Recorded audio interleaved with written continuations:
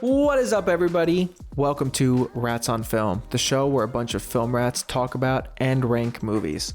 On this podcast, no one can hear you scream. We are talking about Alien. On the show with me today, I have Chris. What's up? Tim.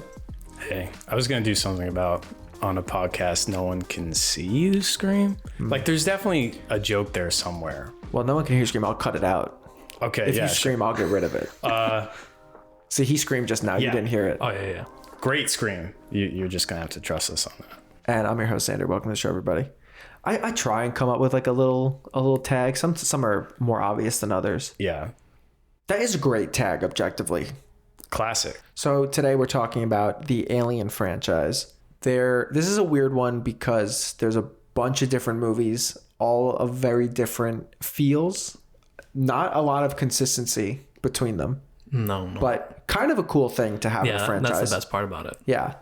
And so we're going to talk about the 4 original Alien movies, then Covenant and Prometheus, which are prequels, and then the new movie that just came out, Alien Romulus, which I saw someone call it an interquel, Yeah. which I had never heard before. Really? No, I never heard that expression before. They're making There a aren't there many. Yeah. There aren't that many of them. So It's set between Alien and Aliens. Alien loves their weird names. Like the box set on DVD was called the Quadrilogy, which is not a word. That's kind of cool, though. All right, so let's get into it. Starting off from the top, Alien 1979, directed by Ridley Scott.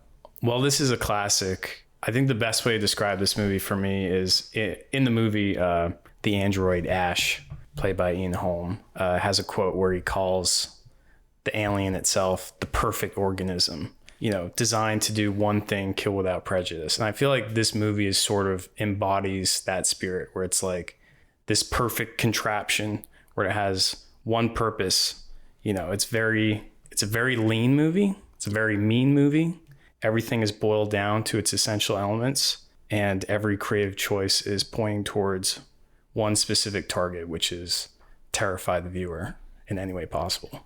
It's brilliant, truthfully. Even with the very small budget they had for this film, it looks phenomenal. It still holds up, I think, very well today. It's perfect sci-fi for that era. Sci-fi was sort of a dirty word for most of just like cinema history. B movies and stuff like that. And horror also. So this was sort of like, let's take a B movie and make it into an A movie, looking at what Star Wars had done, what 2001 had done, really elevate that and see how we can really make people's skin crawl. I think it comes down really also to the production design. Yeah, it looks the great. ships. For the time, it's the future. Now I think it's called like cassette futurism or whatever like that. But like this really specific style of this worked in ship, this kind of, they are like working class people, which we'll get into, has us bind with the characters. But the production design, the whole ship, how it works, it feels lived in, it feels real, it doesn't feel fake. You believe it every second that you're on a ship. It's believable, right? It makes sense as a future that could exist. These characters feel like real people that could exist. They're basically truckers in space was the concept, and that's what most of them look like. Well, and the Alien 2 itself is perfect design. It's really hard to quantify how important that is for things like this, where I think most people who are fans of the series would say that they nailed the design on the Alien. And you kind of wonder if it was a shitty design, would people have latched onto it as much? I think it adds a lot to the horror of it. It also adds a lot to the intrigue of like, oh, this is really weird looking. I think it is almost not the sole reason, but one of the sole reasons this franchise has survived. Because even looking through like the making of book and seeing their other versions of what they were going to do, I don't think any of it would have latched on the way it does now. There's something about those Giger designs. They're so primal in a way, Freudian, you could say. There's something human. The bioorganism art that he kind of does. Yeah, it's a bit uncanny in some way. It makes you uncomfortable in a way that you can't quite articulate, which is what's so great about it. There's something mysterious, enigmatic about it. Well, and I think it's a strength of the movie in general that it makes you uncomfortable with the designs. I think of all of them, those chest burster scenes of some variety in most of the movies. I think this one is the most traumatic and visceral for me. Yeah, it's really, really punches you. Yeah. I mean, you spend a little bit more time with John Hurt's character than you do most of the other ones who've gotten chest bursted in the other movies. And just because, you're not expecting it really. First time. So it really hits you hard, especially if you're first time viewing it. I'm assuming in the 70s would have been insane.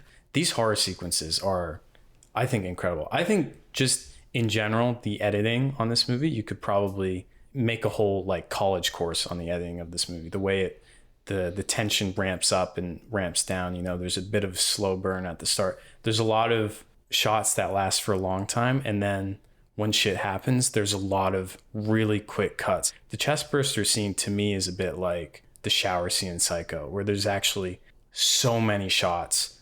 I feel like we haven't brought it up, but one of the greatest characters in cinema, Ellen Ripley, with Sigourney Weaver, amazing in this whole film. Super iconic. She's great, and the film plays really well into this idea that they didn't want you to know who the main character was. Yeah. Exactly. So she's not in the background, but she's not like She's not the captain. She's not the science officer. She's like just like third in line to command the ship. You know what I mean? And she's so good. And this also goes along with Ash, Ian Holm. This great twist. Dude. Yeah, this great twist that like not Ian Holm, Ash. where you couldn't. It's such a crazy twist, right? There's a synthetic. They have synthetics in this world, but it plays, I think, really well into this theme that's kind of undercurrent of this of the company, the system that they're all living under. Doesn't care about them. They care about profit. They care about this stuff. Well, yeah, Tim said that this movie feels very much like it could be a realistic future. And I think it is the future. Nothing feels more like that than the idea that companies are going to get us all killed by fucking us over for money. Yeah. I mean, like the ship and then the mother system, I love the computer, sends them there. Ian Holm, Ash is there to make sure it happens.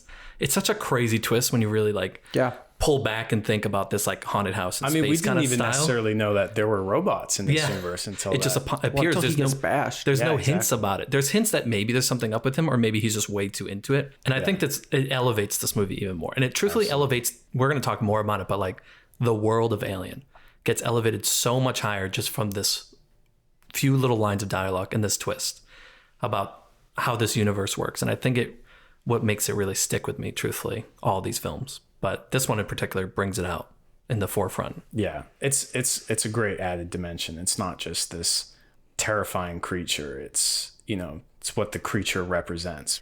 Every choice here is designed to terrify you as much as possible. Like there are these interesting themes with the corporation, the man, and being violated sexually in a way, and it's all just like preying on everyone's deepest fears. All right, top of the list to start out. I mean, easily. Moving on then. Pretty sizable time jump. Aliens, 1986, directed by James Cameron. It's crazy to go, how do I top one of the greatest horror movies? And go, I'm not going to do that. I'm going to make a war film. Truthfully, it's like a war film. Great choice. Yeah. We teased a little bit at the beginning. The fact that there isn't a lot of consistency in this universe actually, I think, does a great service to it because it kind of makes it accessible to a lot of different people. I'm not a horror movie fan. When we talked about it or something on this podcast before, I called myself a scaredy rat. I really don't respond to a lot of horror movies, but I am a big sci-fi person, so Alien's always a kind of a tough spot for me. But it is a straight up war action movie. The introduction of Space Marines into this world is super welcome. Cinema forever, truthfully. It's super great. This one, I think, has stronger character dynamics as a result of bringing that world into Alien. There's a large range of character personalities and interactions that you get as a result. I mean, the dynamic of, the introduction of the Marines, and they're all like so cocky, so gung-ho. I mean, they have like arguably some cheesy dialogue. But I think that's amazing. But it's perfect. I think it works. It's works perfect. because and they're in jokes with each other. Yeah, and you're seeing it through Ripley's eyes, and she's looking at these people, and she's like, who are these like dumbass, like immature kids? They have no idea what they're getting themselves into. You're like, what the hell is he talking about? Which really helps when they have their new CO, who's not part of the group either. Dude. Who sucks. And everyone, he's obviously on the out. So same with Ripley, same with Burke, the shitty corporate guy. They're all on the outs compared to all the other characters like Hicks and Hudson and Apone and stuff like that. Vasquez. I have to say, I think Burke is my favorite antagonist, non-alien. in the franchise. Burke is, I think, straight up one of the best film assholes of all time. He's just such a little scumbag. Yeah. And he's never outwardly scummy. It's always conniving and manipulative, and you just hate him. You just hate him the whole time. I love it. With his stupid little popped collar. Great antagonist. Yeah. This movie definitely spends more time on characterization. That's totally a much more important part of the story. I mean, you love Ripley in the first one, but this one, you really love Ripley. You really come to identify with her since she is the one who's experienced this. You know what she's been through. And she's making a little found family with Newt and Hicks. Yeah. And she's a fucking badass in this one too. Like, you really root for her, and you root against the guys like Carter. Like, you love to have a character that you love to love, and you love to have a character that you love to hate. Yeah. Yeah, definitely. Just talking about moments, I love them trying to get into the reactor to find all the colonists, and we just see it with those, like, the body cam kind of like looking. It's so good. That's the whole sequence. It created a new trope of like, the guy at the control board seeing, everyone's vitals and their body cams, and they slowly get picked off one by one. I haven't talked about, but the design also. I'm going to keep talking about the production design of all these alien films. The Marines look, obviously trying to go for a Vietnam era kind of play. All the new designs in this one, they still feel like they're believably part of this version of the future, but they are adding a whole new element of something that we didn't see. I mean, all of the Marines, their outfits, their vehicles and stuff, extremely influential to a lot of movies and video games in particular. When people shout out the Halo games, and then when he brought it back for Avatar, people are like, oh, he's copying Halo. He's just copying himself. I think in general, what this movie is really good at is sequel escalation. I was going to say the same thing, dude. Totally. Alien. How about Aliens? Yeah. Also great title. Did it right in the title. But the first Alien is one little skinny freak that fucks up a whole ship. Yeah. What if there's a whole nest with who even knows how many of them? And then also, what if there's like a little baddie queen? Yeah, we haven't even talked about the queen. Amazing puppet and animatronic. Yeah, looks great. Looks amazing. But it is interesting though, because if you look at like plot wise, this does follow a lot of the same beats as the first movie, but everything is so much bigger, and it does have this different tone, this more action oriented kind of suspense. I mean, it even ups the stakes of the reveal that the company doesn't care. The company literally sent the colonists to go find the ship that Ripley said existed. Oh yeah, they knew, knowing that hundreds. I don't remember how many people were supposed to be at Hadley's Hope. All are going to die because of it. Like, it even ups that stakes. It does play with something that I wanted to bring up now, that I want everyone at home to keep score of as we go. This movie is what I would call a good android movie. These movies love their androids, and it kind of always varies. Yeah. You don't know what kind of android but that's like a twist in this one, truthfully. Right. And it's interesting you're talking about, Tim. It is very similar in structure. One of the things that it plays with, assuming that you've seen the first one, is that Ripley is sure that Bishop is a scumbag and is going to fuck her over. And at the end, when she comes up on the platform and the thing's about to explode and the ship is gone, she's like, fuck, I knew it. He just had to move. There was debris going to fall on the ship. Yeah. I love it. I love Bishop. I love Lance Henriksen. He gets ripped in half like a freak. Poor little guy. It's just a great sci-fi action crowd pleaser of a movie, really. I think I'm going to get outvoted. I put Aliens above Alien. I struggle with this literally every day. I'll just say the first Alien for me. Alien above Aliens. So Chris is the tiebreaker. See, I struggle with this every day, and I decided coming into this, I had picked one, and it's going to be Alien. Okay. All right, moving on. Alien Cubed, as we call it affectionately, amongst the rat community, 1992. Well, deserves that for putting the 3 up there, like it's a cube symbol and not a 3. Like that? Why'd they superscript it? 3 times the terror. Directed by David Fincher? Question mark? No, it was. It's just he doesn't want to talk about it. Yeah, he doesn't like it. I firmly love the assembly cut of this film. Yeah, I think I was going to say that at the top. I've only seen the assembly cut of this movie, so any opinions that I'm bringing to the table are only going to be based on that version of the movie. I don't think the theatrical cut is bad, because this was one of the Alien films that took me the longest to actually get to, even though I've been an Alien fan like my whole life. Most of the fandom hates this film, so I don't think the theatrical cut is that bad. I don't think it deserves that hate, but I do think the assembly cut is a better product. There are a lot of things that you gain with the assembly cut. There's a few things that are arguably a bit worse, like the pacing and stuff. It's arguably a problematic movie in both versions. It arguably would always have those problems in any version. Yeah. But there are, I think, personally, a lot of strengths, even in the theatrical version, but especially in the assembly version. I think it's just a weird one. And I think, we talked about how Aliens kind of shoots off in its own direction to continue the franchise, I think quite successfully. I think this one kind of tries to return back more to the vibes of the first one, but maintains some higher level of the set pieces. And I just don't think it quite nails it as well as either of them do by trying to be that middle ground. And I think that's maybe where it struggles the most. I think the other problem a lot of people had is the cast. Not the cast like the actors, but like with the first movie we spent with working class truckers, you can understand them. The next one you went with grunts who might have just kind of got stuck in it. This one's all prisoners. I think it kind of works because this film is about like there's a real sadness and depression throughout this film, especially from Ripley. I mean, there's a lot of interesting things in this movie. There's a lot that I admire. It's a movie that's a lot more like admiration than actual enjoyment. But I see this a lot more as a character drama. Then I don't think that's something that the other two really get into. It's really about her like PTSD or like survivor guilt kind of. And there is that, that despair that you mentioned that I think is a theme here. It's maybe not fully explored, but the idea of these criminals who have done unforgivable acts, who have found some version of God. Everything sucks kind of thing. Yeah, their only salvation is just to die, really. Yeah, to just stay in this abandoned facility in the middle of nowhere.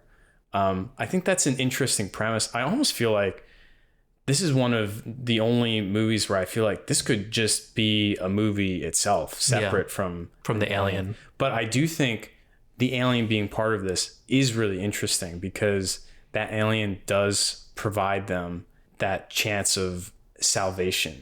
There is that interesting religious element, which I think it might be the strongest element, truthfully, of this film. Yeah. I struggle with some of the ideas, the execution of them. It's a tough sell to have a group of characters try and attack the protagonist that you're attached to in this, and then have them like 2 scenes later 180 and then be heroes and feel for them when they sacrifice themselves for the greater good. It's a bit clunky the way that it's executed. Well, they tried to at least even know the character of Dylan by Charles S. Dunn, who I think he plays it so well. They did try to differentiate him with them not doing anything. I mean, I think what I also really like is that Fincher knows how to shoot a scene. Yeah, he knows how to block the scene, and even this is his first film, you can see the beginnings of it. And there's still a lot of great moments. The effects kind of are hurt a little bit. They let it down a little bit. I mean, I love the idea of using a rod puppet for it because they wanted it to have movement. The alien specifically wanted to have movements that you couldn't see, but the comping wasn't there. The comping looks really bad. It's not that it was CG. There's only one CG shot in the whole movie. It just doesn't work, which is too bad because I think the alien design in this one, which is different from the other two, this kind of like runner alien. The first time in the franchise, you learn that if it's alien goes into a different host than human, it actually comes out differently. It's really cool. It's just there's a lot of shots that don't work, and it kind of ruins the film a little bit. It runs the risk of making the alien look silly, too. I was going to say, you never want. In a franchise, too, that was so strong from a practical effects grounded perspective of the aliens, they always felt like there really was an actor that was standing in a room with an alien. And then this really, even if it's subconscious, doesn't have that feeling. You definitely lose a lot of that tension that you have just inherently of seeing this drool dripping out of a mouth right in front of Ellen Ripley versus which these that one shot is amazing. Yeah. The movie ends. It's honestly like pretty fucking like downer ending where like literally everyone has died. Like one random almost fucker. Everyone has died except like one random Not fucker. even the best prisoner. No one's ever gonna remember what they did there. At the end of the day, they did win. They did kill the alien before the company could get to it. And in the long run, that was the right thing to do. I think it's a slightly missed opportunity of a movie, but it gets too much hate. Now, is it fair to say, though, we're all going to put this on the bottom of this list? Yeah, it's number I 3. think it's very three, number Yeah. 3. Next up, a crazy one. Alien Resurrection, 1997. Somehow the first Alien film ever seen. Even Tim ever seen. was- This is a that's the strange first one for us to have ever which seen. when we really were gave kids. me an warped interesting perspective on what these movies would be like. It's another movie where it does kind of feel pretty separate from the other 4 tonally. It's really kind of off the wall. It's bizarre. It's pretty goofy. I mean, that comes down to a script that sucks, and it will never be good, even if it was shot even more goofily. But it definitely is part of the contributing factor of why this feels so strange. And it's also directed by a very interesting choice. Jean-Pierre Jeunet. Yeah, a very interesting choice. I mean, he's gung-ho about it, but it's very strange. I got to say, I kind of like the direction in this movie. I didn't think it was bad. It's weird. It's one but of... It's very unique. And again, I like the uniqueness in these movies. Yeah. There's something to the ability for these movies to kind of stand as their own pieces. Exactly. I will say, I think the biggest issue I have with this movie is it's not weird enough. I think it needed to be Absolutely. weirder. Absolutely. She's a half alien hybrid and they barely do anything with it. There's a few moments here and there, but I think it needed to go further. It's so interesting because I kind of don't like how they treat her character in this. You know, I said Aliens is my favorite of the franchise. I like badass in the loader. Get away from her, you bitch, Ripley.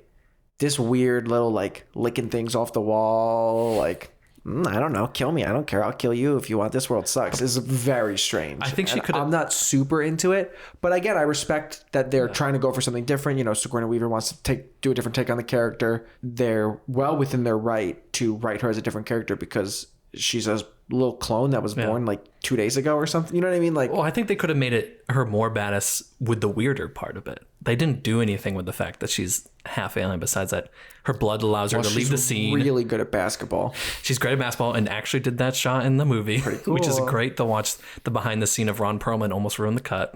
Ron Perlman's great. I do think all the characters are super weird, but I think all the actors in it are good. I think it goes back this one to Aliens for me, where there's a bit better characterization in this one, and I sort of like the characters being a larger Ragtag. part of the movie. Yeah, this ragtag group of Pirates? space pirates. Yeah, they're space they're pirates. space pirates. They're stealing people. They're kind of fucked up guys. They don't ever talk about the No, fact that they they stole people. really are fine with. They killed all those people. They chest bursted a lot of people, and it's pretty. To me, messed there's like 2 interesting things about this movie, which is sort of like the Ripley storyline and then the way Jeunet directs the movie, which are both like kind of wacky, off the wall, which is great. But then I feel like most of the movie is kind of a straightforward, like Action adventure disaster. sci-fi It's more of like a action, disaster film almost. and like you know, the actors that play the crew are good, but like I find the crew very unlikable, and in a different way than like supposed to be. the prisoners in Alien 3 are unlikable, but in this one I feel like it's supposed to be like that classic group of like, oh yeah, they're, you know, They're bad boys, but they're good. yeah. By the way the aliens get out is kind of sick. They just love go. that They just go. That's What good. if I murder my friend and use his acid? that's the blood kind to of break alien out? that I like. Yeah, that like doesn't the you don't get the clever- scene as much in like Aliens, which The, Otherwise- the Velociraptor yeah, from the Jurassic Velociraptor. Park vibe. And the movie does have kind of a Jurassic Park Yeah, vibe absolutely. in general. That is a good bit for the aliens. Otherwise, I think the aliens are pretty basic. No, in they this. swim, dude. They swim now. Like seeing Which them is fine, it's swim is cool. a fun sequence, but like, yeah, it is more like the aliens, the movie approach, where it's like they're just sort of, it's a bug hunt kind of thing. Except I was about to say this is my favorite part of the movie. for the newborn. the The little newborn, freak. I the new love creature it. we get at the end of it. First off, amazing practical effect in general, but I love the weirdness that this movie goes to because you got to go weird. Feels like something Giger would have done. And I would say if this was a better movie, that would have been the only creature in the entire thing that would have been introduced at the start. And then that's what they would have had to deal with for the whole thing rather than just the run and gun sort of style of movie that this is. Its creepy eyes are so good. It's like kind of sad, but kind of like creepy at the same time. The way they kill it is kind of cool. It getting sucked out the window. I actually kind of like that. Insane way. It's great. Listen, they kill a lot of aliens in a lot of movies just by sucking them out of an airlock. I kind of like that this one gets Ripped apart. shredded up in a little window hole. Going back to my good android, bad android bit, last movie, no new android, but they bring back Bishop, so good android movie. This movie, whoa, major twist, Winona Ryder actually an android the whole time. She's all right. Good android. Yeah. Yeah, I mean, this one, I think this one is ultimately a fun one. They had fun with it. I don't think it's bad. It is fun. I enjoy it. Yeah. You know, the direction is fun, and it definitely leads more into like the campy. It's super fast paced, like you said, Tim, run and gun, and they went really weird with some stuff like the newborn and Ellen Ripley. Weird. So, are you guys gonna put this above 3? no, definitely not. Definitely not. It's not above 3. It's not better than 3.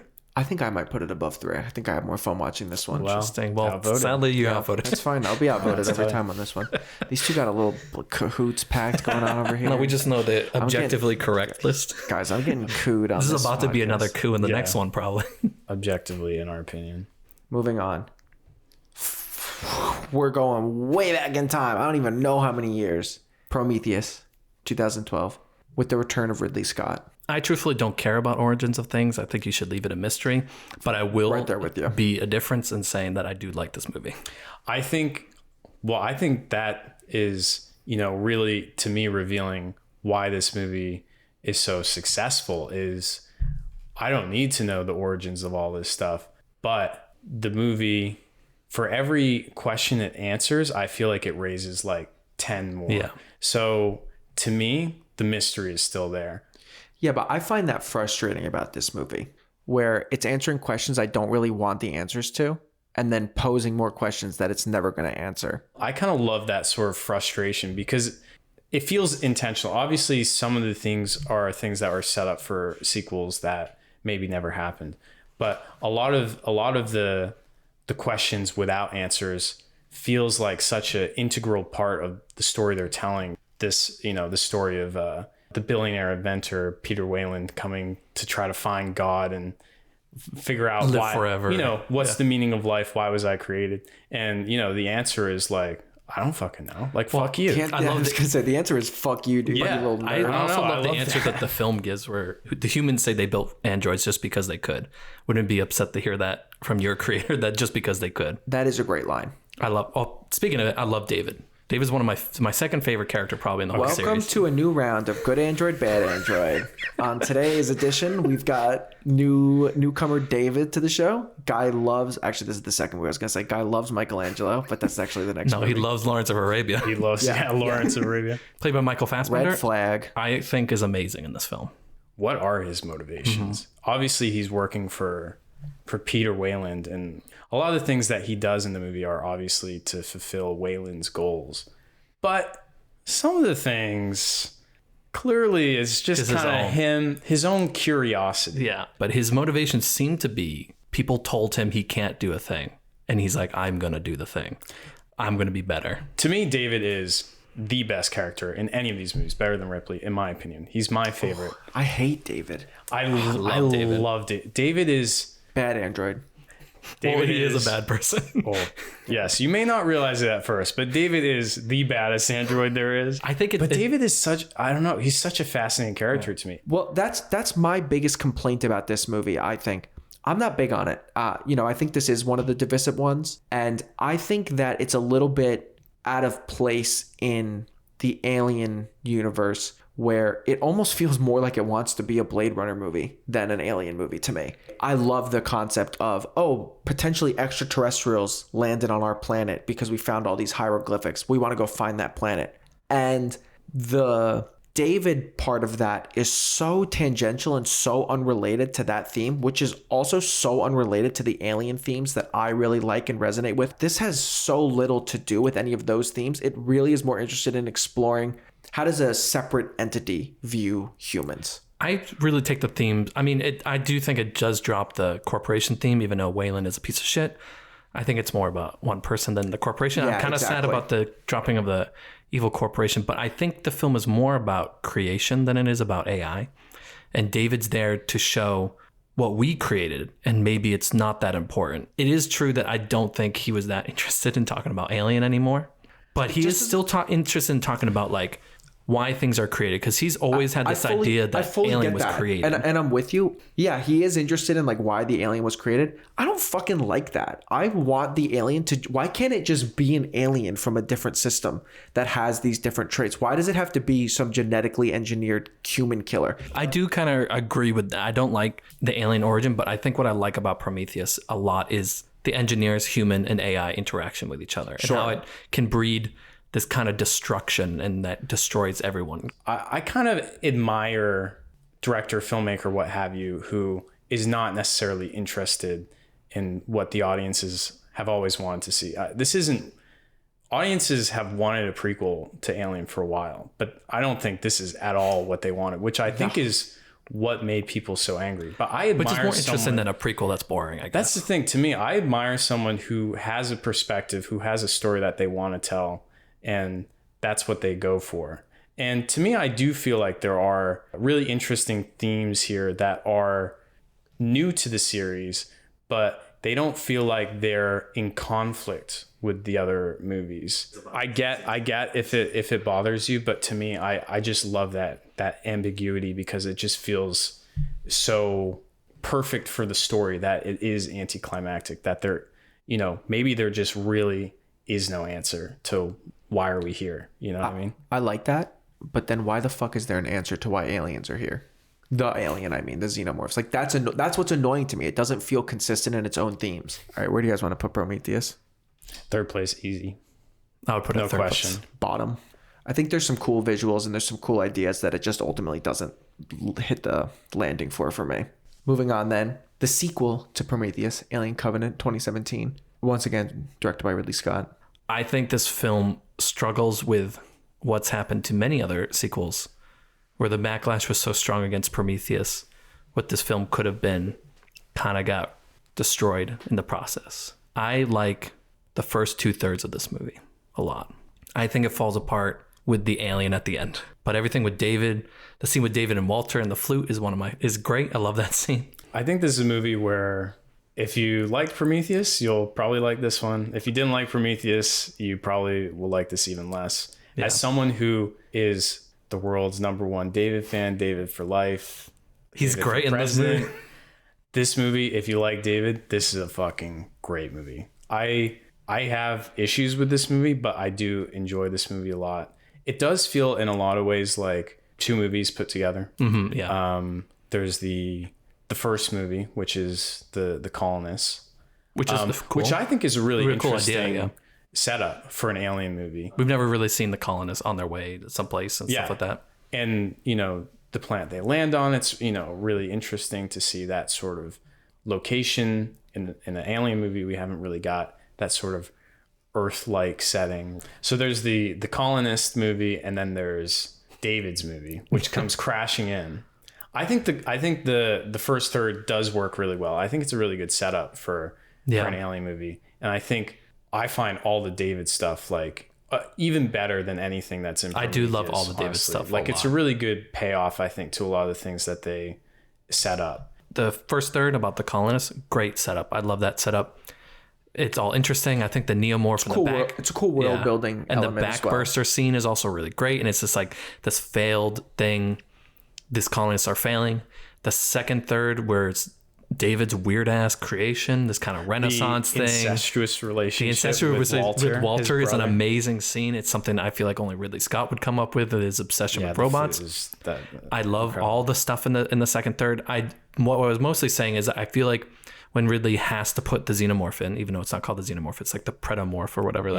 When he has to put it in, it feels like he doesn't. Not that he doesn't care, but he's running through the motions. Like once it shows up. I love the first scene where it does like the little gestures like David's doing. I love that. That stuff is great. But once it starts killing and there's the chase and then they get to the ship and then there's another chase, it just doesn't work. It's kind of not great. It's probably the least interesting. It's the least interesting, but then the ending is great. Stinger is a great ending. There are some really good like horror sequences in this movie. I think it's one of the yuckiest ones. Yeah. At least of the ones we've talked about so far. I really love, and this was one way where I think Ridley doubled down, because one of the critiques of the first movie was that everyone was so stupid. Even dumber in this one. He really doubled down in a way that I find really satisfying, because they are just like some dumbass colonists. They're not, they're not trained for this. No, so even the second in command who becomes captain is like, I don't fucking know what I'm doing. Like, I can't do this. Well, I think one of the drop things that doesn't work is that he's like this religious man in a world of no religion. And it's interesting to him trying to navigate it. I think they kind of drop it too quickly. Totally agree. But in the beginning part, I find it very fascinating. I'm right there with you. This has a similar issue to me as Prometheus, where there is a lot going on. There's a lot of themes that they're trying to explore. And there are just a lot of threads that don't fully materialize. I think David is certainly the through line of this. And, I don't like the knowing that he created the xenomorphs. I think that's stupid. But certainly it is a satisfying arc for his character, and that totally follows from the first one into this. I buy all that, and it's a pretty concrete arc. There's a lot of little things like what you're talking about with Billy Crudup being a religious guy who nobody trusts in this scientific world. That's actually a super interesting concept to explore, especially in this setting where, in Prometheus, he's really gone into this idea of creation and where do we come from? And a lot of people have varying opinions. Is it the Big Bang? Is it God? Whatever. I wish those ideas got explored further, and they just really don't. I really enjoy this movie. I mean, I think like I said, that first section I think is really good. The David section I think is really good. It does kind of derail the colonist storyline, which maybe is my biggest issue with it. It's a strange one, and there was obviously a lot on the cutting room floor even before the film got made. But I think Ridley Scott's just interested in this AI in this creation story, and I kind of wish they allowed him to continue to do that. All right, where do you guys want to put Covenant? This is high for me. I would put it right after Prometheus, so number 4. This is the first time we're going to disagree. I'm going to put it underneath 3. I'm going to put it at the bottom, so we'll go where Chris said underneath 3. Because I guess it's the middle. Yeah, Chris would win now, I think. All right, last up on the list.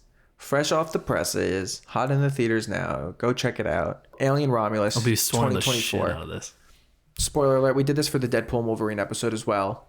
If you've not seen the film, we're going to talk about spoilers. We're not going to do a spoiler free, so don't listen to this part if you have not seen the film yet. That being said, pretty cool. I still don't even know if I've formulated my full thoughts after only seeing it a day ago. But it is tough when we've lived with some of these for so long. Yeah. I've basically all of them I've seen multiple times. This is the only one I've seen once. We are recording this the Saturday after the movie came out. Yeah, I literally watched it yesterday for the first time. Right off the bat, I will say the cinematography, the production design, the creature design, all of it is perfect. The vibes are really spot on. It's like, yeah. Without even having to think a second thought, that is all perfectly done. This cassette futurism, this lo-fi world works really well. The colony that they originally on is suitable, and it really brings back the themes of this anti-corporation kind of messaging, like these people are stuck in these jobs that are going to literally kill them, and there's only one way out. Brings back the theme that we all appreciate in the Aliens of this big corporations are going to fuck you over. Yeah. And it really does feel like a return to form for the Alien movies. This feels the closest to the original of any of the sequels to me. Yeah. I agree with that. They go super small, super contained. They're on a space station. They're going to fight some aliens. This Fede Alvarez, who directed this, who also directed The Evil Dead remake and Don't Breathe. And I think he's really good at desperate people needing to do what they need to do to survive. His Don't Breathe is literally almost the same idea, where it's these poor people premise. Who have no way out of this terrible situation, who needs to do something not great to get out of this situation. It's a very similar premise, but he's like very good at this because you can really feel for these characters, right? Yeah. They're stuck on this, not even just like a boring job. They're literally stuck on a planet that's killing them, and the company won't let them leave. I think it is a really good setup for this new cast of characters. And it's interesting that this is the first young cast of characters. Like pretty much every other movie has fully formed adults. Yeah. Here they're sort of, it's a bit ambiguous, but maybe like 20s. Yeah, or like early 20s. Which I think really helps, will help get new people interested in these films. But it feels fitting, it's that stage in your life where you're, leaving home and you're trying to cut it in the world. These kids have been born into a world where it almost feels like they just have no future whatsoever besides work. We've talked about this view of the future. It's not just a possible future. It really feels like the future. Not just like the aesthetics, but like the themes of what's happening. Yeah. Just feels like what's going to happen. And I do think it plays really well into what's about to happen in the rest of the film. Yeah, I mean, the film is pretty concise and does a really good job about getting you in, introducing you to these characters, getting you on board with them and their plan, which is super simple. Hey, in and out. We'll be in 30 minutes. We're just going to go steal. So it's a abandoned space station. We're just going to go steal some cryotubes so we can get out of here. Yeah, pretty simple. And it's really economically done, and it works really well for the movie to then get to where it properly shines, which is what I wrote down was good space shit. I think this movie has very, very good like in space sequences designed for space. I think the space station looks great. The design of it is great. And I love the way they did some of the sequences, playing with airlocks, playing with zero gravity, playing with this elevator shaft. They did a really cool stuff. Mechanics. Yeah. Yeah. And I think as a sci-fi fan, and it feels like a cool world to play in the alien realm. And also in a realm that they've not really played with some of those elements before. Yeah, they never really have explored the spaceness sometimes of these films, which I think works really well. The space station, unlike, let's say, Resurrection's boring ship, I think is very interesting and dynamic to look at. You get to a lot of different sections. You're not just in like the same kind of hallway all the time. You're in labs, you're in a hallway, you're in like a creepy elevator shaft.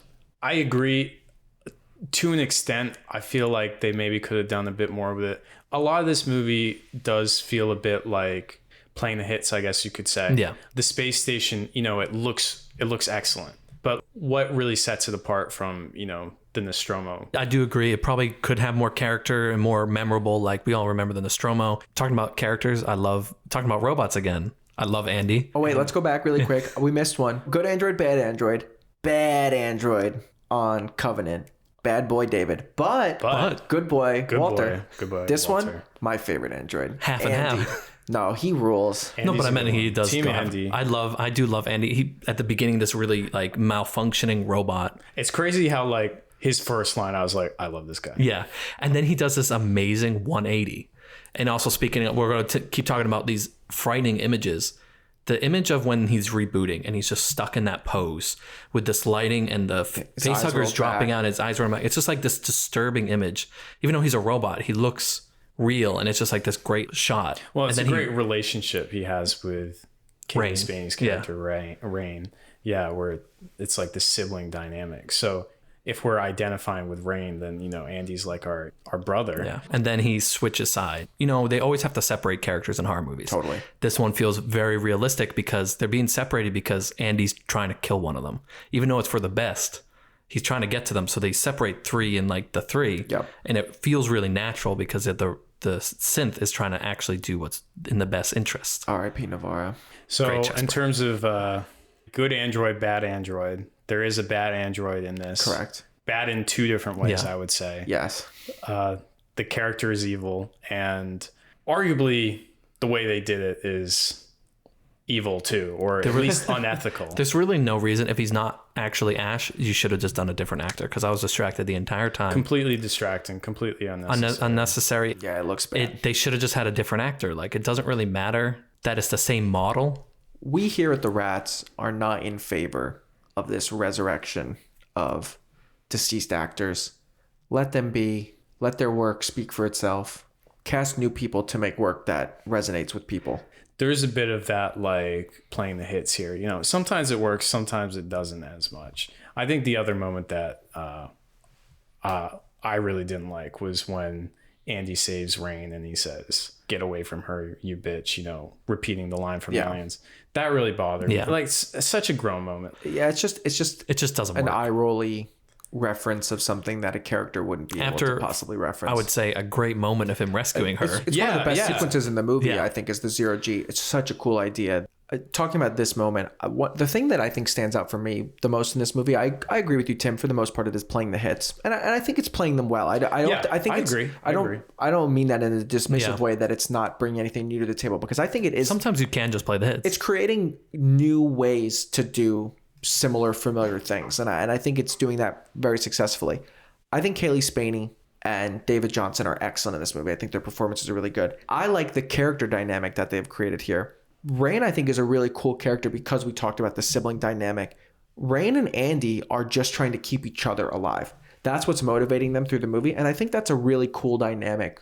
And there's the moment where Rain is already up the elevator and Andy's malfunctioning on the bottom floor, and she realized, even though he's like betrayed them. Yeah, she knows like I have to go back and save my brother, and that stuff worked really well for me in this. Yeah, there's some really well conceived sequences. Like I like the scene where they have to sneak past the face huggers. Yeah, me too. But I don't know if in execution I really got everything I wanted out of it. I think in terms of, we talk about each movie introduces something new. Maybe this one isn't introducing as much, which is fine because it is doing a really good job of what it's doing. There are some new things here. I like the cocoon. I think that's fun.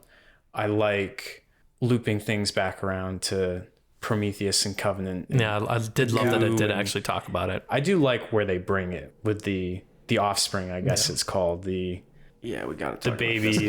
The new human, the new newborn kind of thing. Alien hybrid. I think the design. It does it better than Resurrection does. It is still also a hit. Yeah, but it does the idea better than it. So I agree, dude. I will say when the first shot where it's like crawling in that hallway, my whole theater gasped. Oh my god! I've never heard a louder gasp in the theater than when you first saw the offspring. That little face crawling out of the shadows. It's truly pretty creepy. Like I will say, the rest of this movie, I like horror movies, so I can't even really tell sometimes if something's scary or not. I mean, it was tense, but I feel like sometimes it's hard for the alien films to actually be scary. But like the ending sequence was really creepy as hell. It feels exactly like Gier's actual artwork, which is way more human. It feels in keeping with that off-putting Freudian, unsettling, uncanny valley sort of design. Yeah, I ultimately think they took the alien sandbox and had some fun with it. Designed some really cool set pieces, some creepy stuff, and it feels like a good side story in the alien universe. Where you guys want to put Romulus? I like it a lot. I think for what it's going for, it's really successful, but I sort of tend to appreciate the more ambitious ones more, even if they're less successful. It's above Resurrection. See, I can't put it above Covenant. So for me, it's below Resurrection. It's above Resurrection, below Covenant. Okay, Chris? It's above Alien 3. So it would probably have been third for me, Alien. So I guess that's where it's going to go. It's going to go below Aliens. So it would go where Chris is. Again, above Alien 3. Because I'm one above, you're one below. Okay, got it. All right. Meet in the middle. So the Rats on Film official list for the Alien franchise, objectively in our opinion, starting from the bottom: Alien Resurrection, Alien Covenant, Alien 3, Alien Romulus, Prometheus, Aliens, and the big cheese, Alien. Okay, I can live with this. Game over, man. Game over. Yeah, that's not a bad list. Yo, this guy read my thing and stole my end line. He literally, I showed him the list, and he stole my fucking shit. Oh, it was on purpose. I know, this freak. I'll just cut it out, and I'll just say it again, and then I'll cut out what you said. Fine. And I win. No, just kidding. Thanks for listening to Rats on Film, everybody. Follow the show on Spotify, Apple Podcasts. Follow us on social media, Rats on Film Pod. We'll post this list on Letterboxd and all the future lists we make. And we'll be back in 2 weeks to talk about some more movies. See, this is where I was going to say game over, man. And then you took it from me. You stole it. It's game over, man. Game over. Bye, everybody.